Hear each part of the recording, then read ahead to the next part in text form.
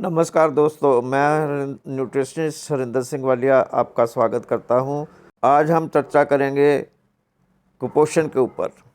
कुपोषण यानी हम अगर कुपोषण की बात करते हैं ना, तो कई बंदों के दिमाग में ये आता है कि कुपोषण सिर्फ बच्चों में होता है। ऐसा नहीं है। कुपोषित बड़े भी हो सकते हैं, बूढ़े भी हो सकते हैं, और कुपोषण चक्कर भी चलता है। उसके बारे में मैं बाद में बात करूंगा।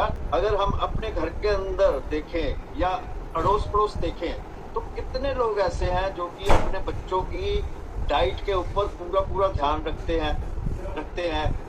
ज्यादा लोग रखते हैं, लेकिन कितने लोग ऐसे हैं जो कि उनके वेट हाइट के ऊपर, उनकी रेशो के ऊपर ध्यान रखते हैं कि इसका वेट और हाइट जो है ये आपस में रेशो जो है वो मैच कर रही है या नहीं कर रही, इसको कोई तकलीफ है या नहीं है।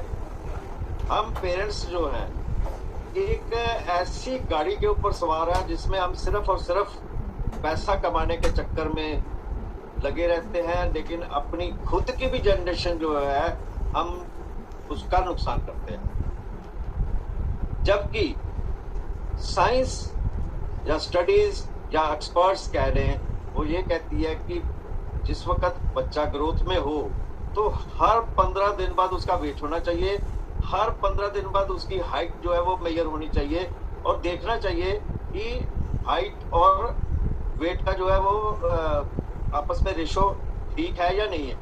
तो ये हम देखें अपने आप पे, अपने अंदर जरा झांक के देखें कि हम कितने लोग ऐसे हैं जो ऐसा काम करते हैं। मेरे को नहीं लगता कि ज्यादा लोग होंगे। हाँ ठीक है, अर्बन एरियाज में होते हैं, लेकिन रूरल एरियाज में तो शायद बिल्कुल भी नहीं होंगे। तो ये एक बहुत बड़ी समस्या है जो हमारे बच्चों को कुपोषित करती है। लेकिन एक समस्या और भी सबसे ज्यादा, वो समस्या है कि जो भी एक माँ जो है, अब मैं बात करने जा रहा हूँ कुपोषित चक्कर के बारे में। एक कुपोषित माँ जो है वो कुपोषित बच्चे को जन्म देती है, फिर वो आगे ऐसे सर्कल चलता है। ये कुपोषण जो है ये पीढ़ी दर पीढ़ी चलता है, और ये कुपोषण एकदम से नहीं होता। होता कैसे है कि अगर हम बहुत देर तक अच्छा खाना ना लें, न्यूट्रिशियस खाना ना लें, तो हम कुपोषित हो जाते हैं, हम भी हो जाते हैं। तो फीमेल्स को तो इसके बारे में, हालांकि हस्बैंड और वाइफ दोनों को हेल्दी होना बहुत जरूरी है, लेकिन फीमेल ने जो है वो एक नई जनरेशन को जन्म देना है, इसलिए उसको ज्यादा इसके ऊपर ध्यान देने की जरूरत है। क्या लगता है? ये हमारी मांसपेशियां ढीली पड़ जाती हैं, हमारी मांसपेशियों में वो स्ट्रेंथ नहीं रहती, हम जल्दी थक जाते हैं, और ये कह रहे कि थोड़ा सा काम किया तो थकावट हो गई। स्किन जो है वो हल्का पीलापन धारण कर लेती है, रेडनेस या क्रिम्सन कलर उसमें से निकलना शुरू हो जाता है। दूसरा, और एज से पहले हम जो है हमारे फेस या हाथों के ऊपर झुर्रियां पड़नी शुरू हो जाती हैं। ये सारी की सारी चीजें जो है ये कुपोषण का शिकार होने की बात करती है। प्रोटीन हुआ, प्रोटीन एक ब्लॉक बिल्डर है, और प्रोटीन जब हम लेते हैं तो उससे बहुत सी चीजें जो है वो कम होती हैं। डायबिटीज भी कम होती है, उस समय डायबिटीज भी कंट्रोल होती है, पाचन शक्ति में भी उसमें सही होती है, और ब्लड सर्कुलेशन में भी, क्योंकि जिस वक्त हमारे ऑर्गन्स काम करने सही कर देंगे तो सारी चीजें अपने आप ही सही होगी। तो एक प्रोटीन का हमारे इसमें बहुत बड़ा रोल है। आयरन का, हमारे आयरन हुआ, जिंक हुआ, ये हमारे बॉडी में कई दफा हम कभी ध्यान ही नहीं देते हैं इस बात पे। शायद कभी किसी ने ध्यान भी नहीं दिया होगा कि आयरन और जिंक और ये सारी चीजों का हमारी बॉडी को जरूरत है, तो क्यों है, कभी हमने जानने की कोशिश ही नहीं की। बड़ी अजीब, जहाँ पे मैं थोड़ा सा पहले दूसरी बात करूंगा कि बहुत ही अजीब बात होती है ये कि हम अपनी बॉडी के बारे में जानना उतना पसंद नहीं करते हैं जितना हम अपने काम के बारे में जानना पसंद करते हैं। काम के बारे में हम इतना ज्यादा फोकस रखते हैं उसके ऊपर, लेकिन हम ये भूल जाते हैं कि काम भी हम तब कर पाएंगे जब हमारे बॉडी बिल्कुल काम करने लायक होगी, तो ही हम काम कर पाएंगे। और हमारी एज जो है, हम जल्दी से जल्दी इस दुनिया से नहीं जाएंगे। हम अपनी फैमिली को फीड कर सकते हैं, हम अपनी फैमिली को सपोर्ट कर सकते हैं ज्यादा देर तक, अगर हमारी हेल्थ ठीक होगी। और हेल्थ ठीक होगी कैसे ठीक होगी? अगर हमारा न्यूट्रिशन ठीक होगा। तो खाना सब लोग खाते हैं और अपनी तरफ से सब इंसान जो है वो बढ़िया बढ़िया खाना खाते हैं। अब मैं बात करूंगा आपके साथ ब्रेकफास्ट, लंच और डिनर के बारे में, क्योंकि कुपोषण से ये चीजें जुड़ी हुई हैं। देखिए, ब्रेकफास्ट एक ऐसी चीज है जो बहुत ही जरूरी है इंसान के लिए। कई दफा हम लोग ब्रेकफास्ट मिस कर जाते हैं, नहीं करना चाहिए, क्योंकि सुबह के वक्त हमारा जो है मेटाबॉलिज्म बहुत ज्यादा हाई होता है, बहुत ज्यादा हाई होता है। तो उस वक्त जो कुछ खाया जाएगा वो हमारी बॉडी के अंदर अब्जॉर्ब होने के चांसेस ऑलमोस्ट 90% प्लस हो जाते हैं। 99 कह लें तो कम नहीं होगा।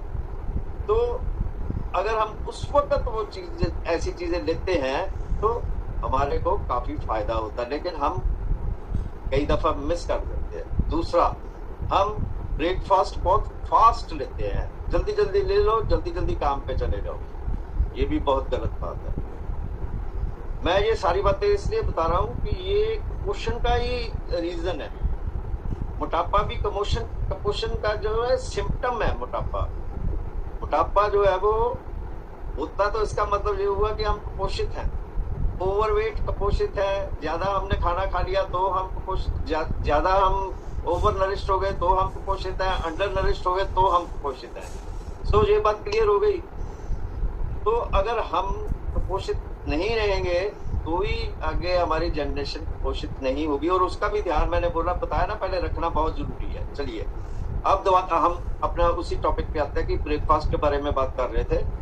तो कुछ ध्यान रखने योग्य बात ये है कि हमको एक्सरसाइज करनी भी बहुत जरूरी है, जिससे एक्सरसाइज से हमारा मेटाबॉलिज्म जो है वो इंक्रीज होता है। ये सारा खेल जो है ना, ये सारे का सारा खेल मेटाबॉलिज्म, न्यूट्रिशन, इसके इर्द गिर्द घूमता, और खाने का तरीका। तो अब मैं उसी चीज के ऊपर बात कर रहा हूँ। तो जिस वक्त हम एक्सरसाइज भी करते हैं तो एक्सरसाइज से पहले, यानी कि हम जब उठते हैं, जगते हैं, तो उसके 2 घंटे के अंदर अंदर हमारे को कुछ ना कुछ खा लेना चाहिए। और एक्सरसाइज करने से 15 मिनट पहले, 15 या 20 मिनट पहले हमारे को कोई ना कोई फ्रूट या कोई ना कोई जैसे ड्राई फ्रूट ये ले लेना चाहिए। और गलती से भी चाय और कॉफी नहीं लेनी चाहिए। वजह ये है कि चाय और कॉफी में कैफीन होती है। कैफीन जो है वो ब्रेन की जो नर्व्स है उसको एक्टिवेट करती है, उसको वो तेज कर देती है। तो डिहाइड्रेशन भी बढ़ा देती है कैफीन जो है। तो एक तरफ तो हमारी डिहाइड्रेशन बढ़ गई, दूसरी तरफ हमारी नर्व्स जो है वो ज्यादा एक्टिव हो गई। तो हम जो है, हम जोर शोर से काम करना शुरू कर देंगे। हम बॉडी के हिसाब से काम नहीं करेंगे, हम अपने दिमाग के हिसाब से काम करना शुरू कर देंगे। उस हिसाब से हम एक्सरसाइज करना शुरू कर देंगे।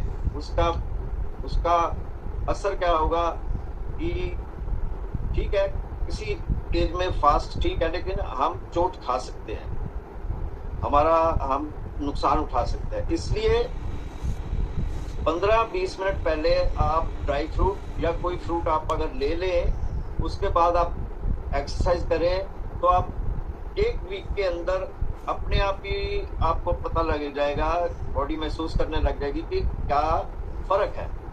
सो ये बात हुई ब्रेकफास्ट और एक्सरसाइज की। अब आगे हम चलते हैं लंच में। लंच 12 और 2 बजे के बीच हो जाना चाहिए। वजह ये है, ये साइंटिफिक बातें मैं कर रहा हूँ बिल्कुल। और उस वक्त 12 और 2 बजे के बीच हमारा जो है डाइजेशन की पावर जो है, डाइजेस्ट होने की, वो काफी बढ़ गई होती है। तो अगर हम उस वक्त खाना लंच ले लेते हैं प्रॉपर, तो हमारे को वो डाइजेशन जो है वो बड़ी अच्छे तरीके से हो जाती है।